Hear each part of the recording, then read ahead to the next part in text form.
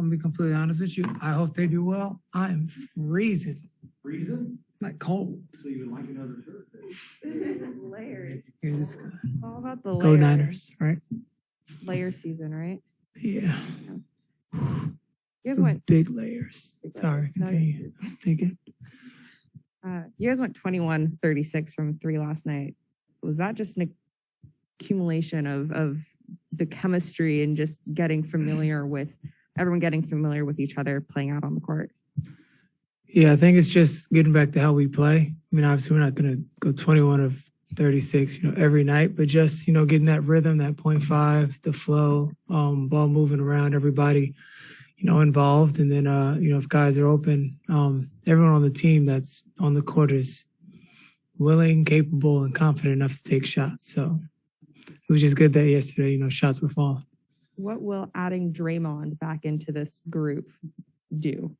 It'll be huge for us. I mean, obviously, he's the heart and soul of the team. One of our leaders and one of the guys that's been, a force in this league for, the past 10 years. So obviously his IQ on offense, his ability to pass, get guys easier shots. You got Draymond making a pass with Clay and Steph coming off pin downs.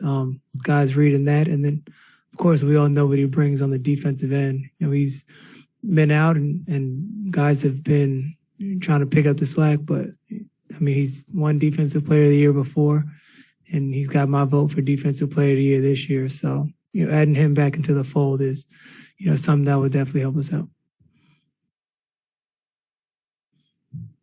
I think Andre turned 38 today. Yeah, he old.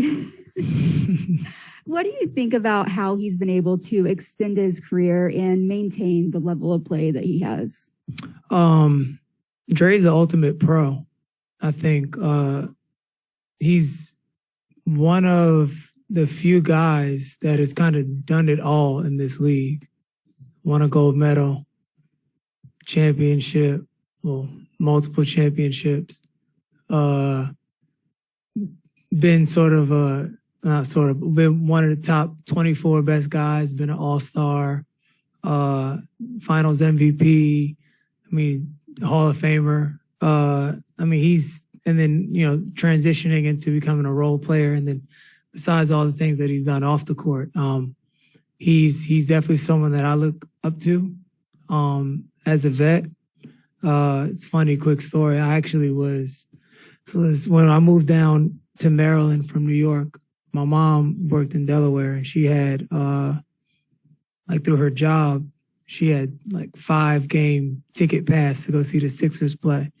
So I would go watch the Sixers play when he was in Philly. Him, AI, Kyle Korver, all those guys. And I remember watching him and I would be in the 300 level section, just watching the games. I was there when AI had 60.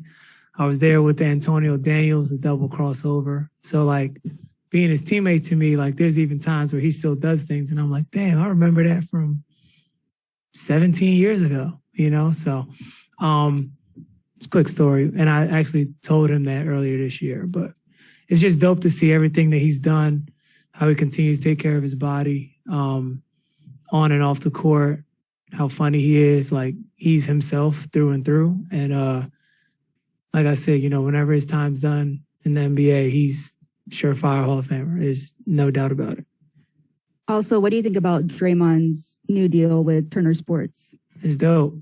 I was joking with him about some stuff that can't go on the air, but it's dope. And even yesterday, you saw him come in all dressed up with the turtleneck and the double-breasted jacket, and I'm like, damn, what's this for? And kind of realized after the game when I look out on the court, you see him talking trash with Chuck and Shaq and Ernie and Kenny. So definitely happy for him.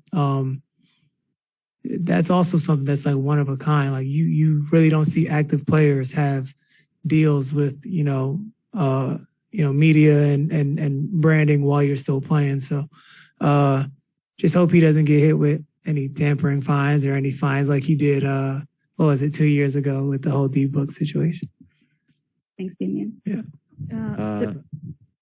the few newer guys in this organization have been talking about they are still learning to play alongside with the Clay. So from your standpoint, how would you describe the chemistry you and the other guys have been building up with him on and off court?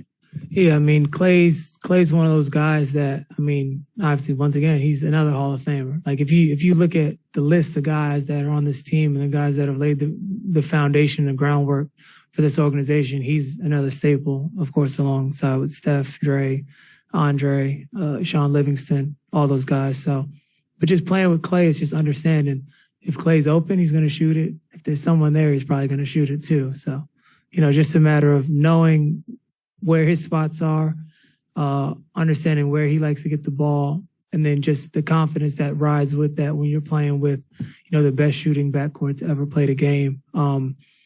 And just happy to see the success that he's having, and still finding his feet, getting his feet wet. I mean, it was like 30 months since he's played in a game, 31 months. Yeah, 941 days. Yeah, so almost 1,000 days. And, to see him still continue to find his way, like knowing he's not going to be perfect and he knows that. And there's beauty in that, knowing that, he'll be better, down the line as long as he keeps on going. Yeah. All right, let's do one on Zoom real quick. Connor Letourneau, go ahead.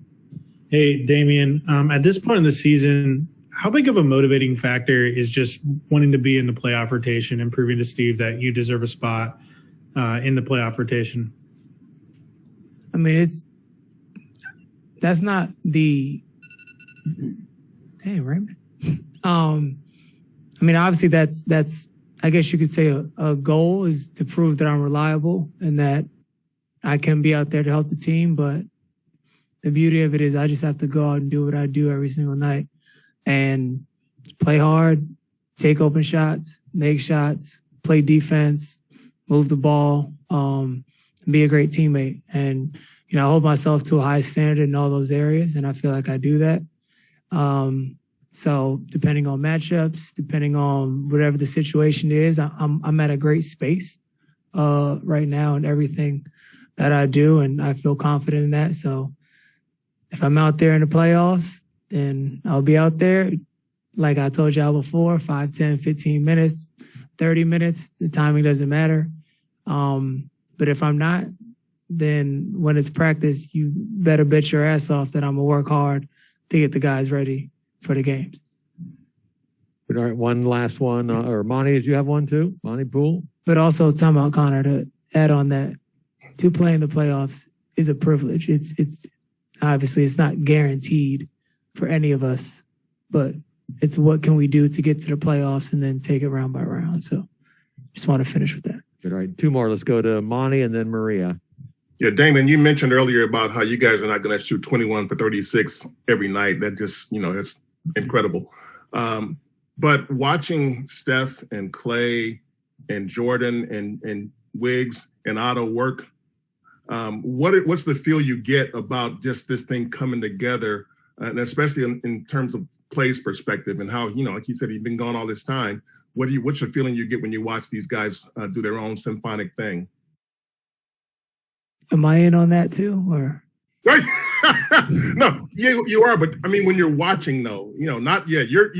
We know you're a shooter, man, but I mean, when you're watching those guys, do their thing on the court from courtside, whether it's you or Gary, you guys are seeing these guys playing, and you're seeing sort of the way that this thing was visualized when Clay came back.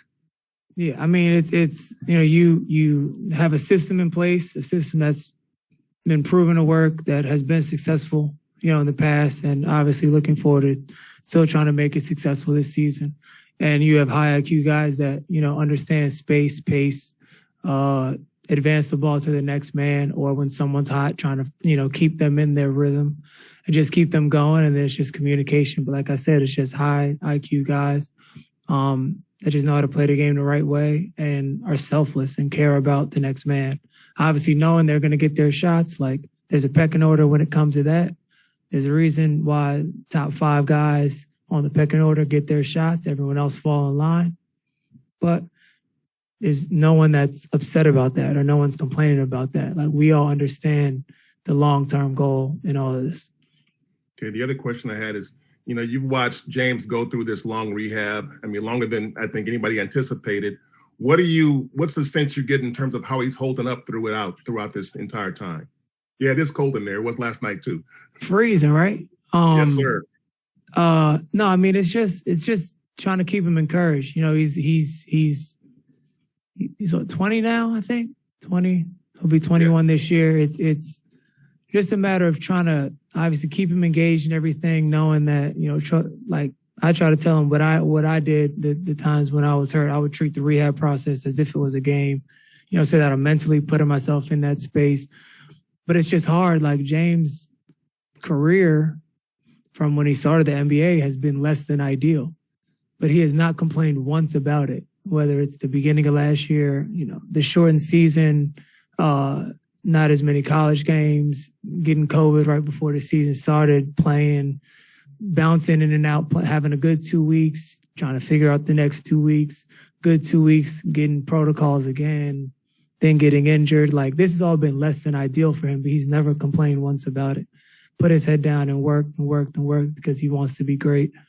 Now a matter of him being great is the hard work, staying healthy, and everything that can come down the line. But every day he comes in, he works, he rehabs, he works, and it gets himself ready for whatever the day has for him. And, you know, I commend him for that. And he knows that he has a ear in me if he ever wants to talk about anything, injuries, life, music, basketball, whatever, because I know what it's like to go through that process and, you know, feel like you're kind of making steps and just knowing that it's hard physically, but it's just as hard mentally. And you need people that are going to be there to support you. Appreciate you. Yeah. Perfect. All right. One last one. Maria, go ahead. Hi, Damion. Hope you're well. Yesterday, instead of one, this team got two all-star starters. And, you know, Wiggs and, of course, Steph. So how would you describe the atmosphere yesterday? And what do those guys mean to you? The atmosphere was amazing, I think, for them. Kind of had a feeling that Wiggs had a chance. If not a starter, then definitely an all-star. He's been playing amazing. Obviously, him adjusting to the system in the past year and a half, 2 years. Just him learning everything and, like I said, just getting adjusted. But it was just dope to see the smile on his face, the joy that he had. A couple of guys were joking with him, saying now, you know, he got to take us out to dinner since he's going to get that good all-star bonus. But it's just dope for him. First time in his career, all the expectation he had from the beginning of his career, settling into the person that he is and the player that he is. And then for Stephen, 8-time all-star, but also 8-time starter. Like, that stuff really can't get swept under the rug. Like, when you think about who he is, everything that he's been, he still remains the same person that he was when he first came into the league. Works hard. And what they both mean to me, I mean, they're both like family. Like, I care about them. I joke with them for, you know, through everything. Have fun through it all. But, you know, those guys are also workmen. They put their head down. They work. And they deserve everything that they get. Thank you. Appreciate that. Peace. Go see my son.